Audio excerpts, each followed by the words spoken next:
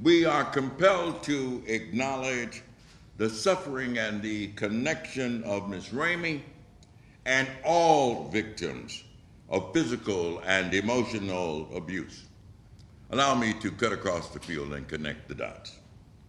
There is, in fact, a connection, an inextricable link, if you will, between Buffalo, New York, Uvalde, Texas, and Jacksonville, Florida.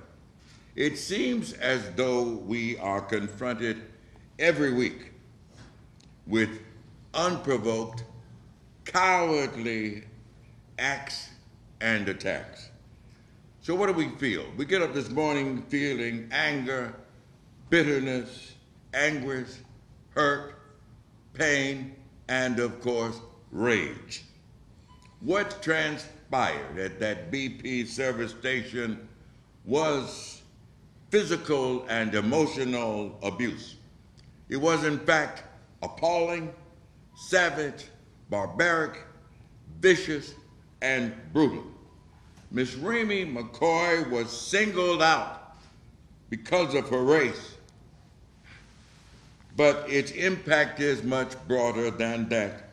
What happened at the BP service station amounted to an attack on the very heart, body, soul, and consciousness of the greater Jacksonville community. As an organization, the Northside Coalition, we are drawing a line in the sand. We will not and cannot allow or tolerate these kinds of racist attacks and attitudes to go unchecked. We will not allow or tolerate white racist attacks on black women here in Jacksonville, Florida. We are drawing a line in the sand. We demand that this man be prosecuted to the fullest extent of the law. This incident was a hate crime, and it should be prosecuted as such. What are we asking? We're asking that State Attorney Melissa Nelson to meet with us immediately to discuss this matter. The Northside Coalition is a nonviolent civil rights organization, but still, we are drawing the line in the sand. We have a same simple and reasonable request, and that is upgrade this charge to a felony and deem it to be a hate crime, because it is. It was committed in what the perpetrator himself described as Blacktown. Thank you, Ben. Good morning. My name is Shakaria Williams. I am the mother of Rayme McCoy. Our family would like to thank Attorney John Phillips and the associates of Phillips Hunt Law Office. We also want to thank community activist Ben Frazier, the head of the Northside Coalition, for assisting us through this unfortunate event.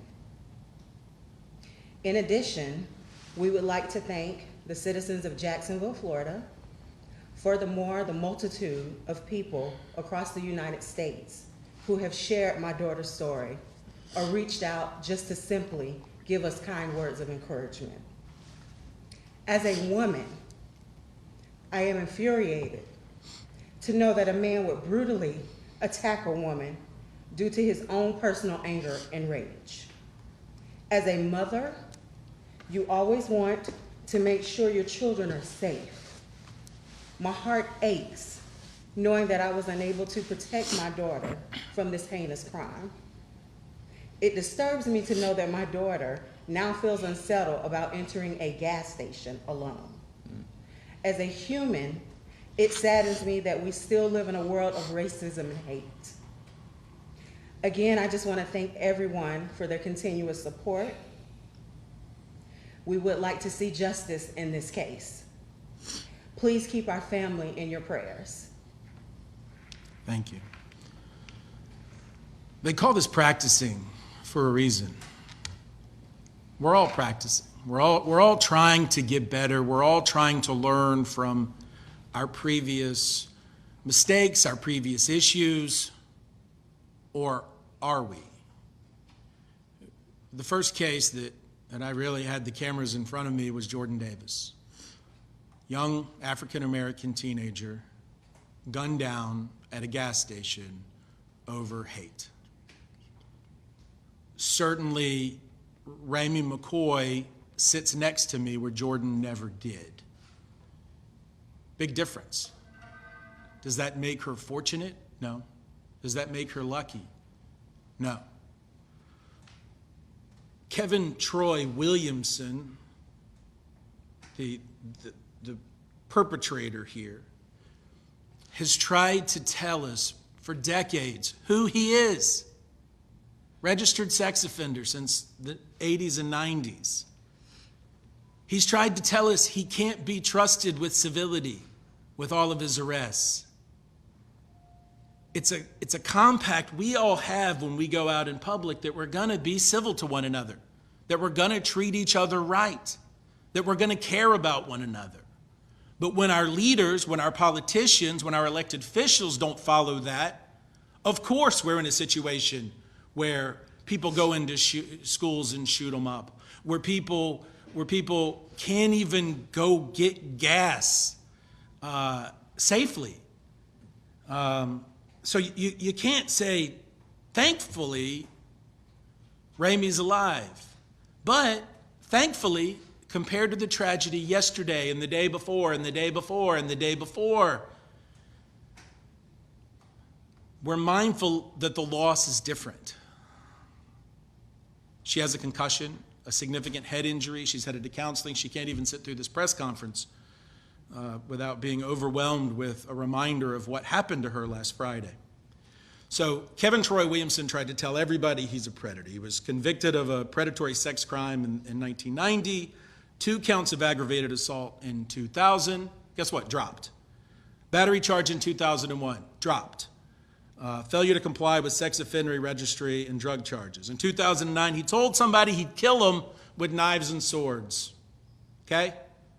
When somebody tries to tell you who they are, police and prosecutors need to do a better job about listening. No one listened to what Mr. Williamson, Kevin, was trying to tell us. We've got to do a better job about listening when somebody tells us they have mental illness, when they're violent, and when they're a predator. Okay?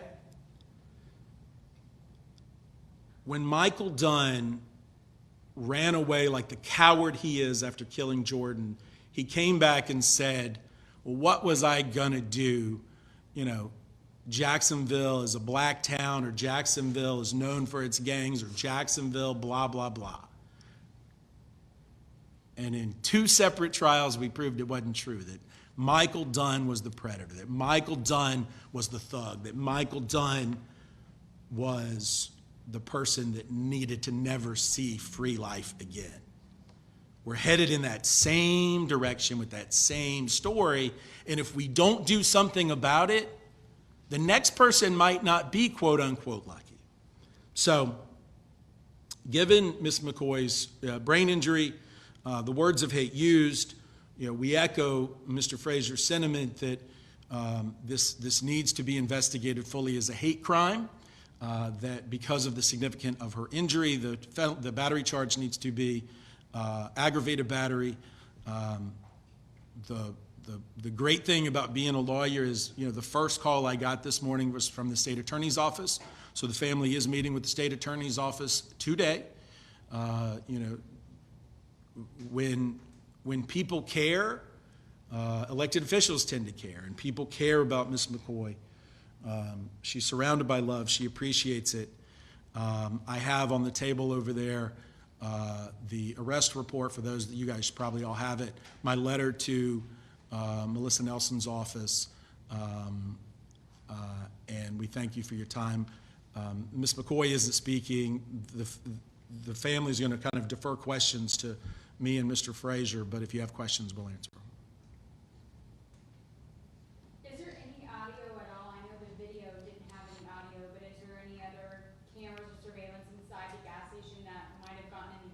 Right. So surveillance cameras generally can't record audio because of two-party consent laws. So there is no known audio inside the facility. We went by there yesterday and asked for the video, and of course they said get it from JSO, which we will. The interesting thing is it's my understanding that when police went to visit Mr. Williamson after he ran off like a coward, that they had body cams, thankfully. And so when Mr. Williams told police, "This is a black town, what do you expect me to do?" he said it on recording. So there's going to be evidence of the hate in his heart and how he really feels about this, that this wasn't self-defense. All she did, he rudely put his beers, on the counter. All she did was move it over, and he flipped out. She just wanted to get gas and get out of there. So, we don't expect there's going to be audio. There are some more witnesses that we'd like to talk to. The person identified in the police report as an Iranian or other person of color, I haven't spoken to yet. I would like to show that this was kind of part of the pattern and practice of that day for Kevin Williamson. I do have a quick question. I want to preface, and this is going to be an uncomfortable question, but I feel like you guys deserve the opportunity to respond to what Williamson told police in this report. He tries to claim, well, she hit me first. I'm not justifying, this is from the report. I just want to give the family an opportunity to answer. Go ahead, Ben. Well, I'd like to be able to steep my response, which is shortened to the point, with one phrase: consider the source. This is what he's done. Look, I don't come out here and try somebody's past unless I have to.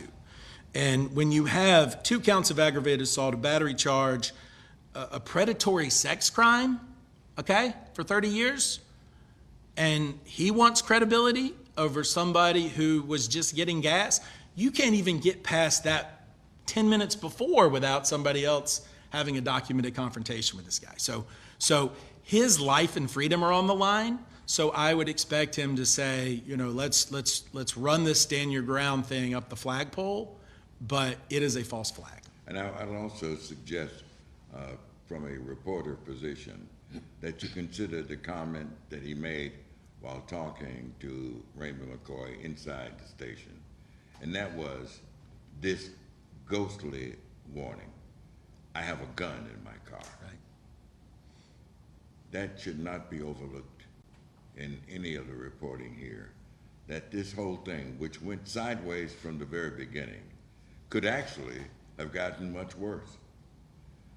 All she asked for was space, which is something we all should have when we're doing business in a safe space and place. And what she got instead was a beatdown at the hands of a 220-pound, 59-year-old white man beating on a 23-year-old black woman half his size. It was vicious, it was brutal, it was appalling, it was horrific and egregious. We need to just pause for a moment and call it what it is. Consider, if it were your daughter, how you would feel, how you would react. Consider if it were you, yourself, confronted with a madman who was in fact spouting, raving, and ranting and shouting derogatory racial epithets, slurs, and racial insinuations. It was a hate crime, and it should be prosecuted as such. Melissa Nelson should not drag her feet, straddle the fence, beat around the mulberry bush. She needs to just call it like it is. Any other questions? He was booked on May 20th. He was bonded out 11/49 the 21st. What was your response to I can respond. Yeah. Number one, to this very moment, I think Kevin Troy Williamson is a threat to public safety that everybody in Jacksonville should be concerned with. His bonding out is one thing. The procrastination and the slowness in which JSO moved in terms of his arrest is another. Why is it that someone that they knew who he was, had his tag number on the date of the actual incident, why should it take 4 to 5 days before he was arrested? What lesson does that teach us? We are confronted with the same thing when it comes down to JSO and the state attorney's office that we have concerned ourselves with for the past 5 years. Trust, transparency, and accountability. That is what we are demanding here today as we move forward. Trust, transparency, and accountability. We think that there's too often racial bias, implicit and explicit, in terms of the criminal justice system, in terms of law enforcement. It's time for us to move forward. And Melissa Nelson can make clear on where we are if she moves to deem this as a hate crime. Melissa came into office in January 2017 because so many of us felt like the person who preceded her was insensitive to the needs of the community, that there was a critical disconnect between the state attorney's office and the people. We are hopeful that we can make and cover new ground with Ms. Nelson. She needs to move forward and call it like it is. And I think Ms. McCoy's tears tell you the answer to your question, you know?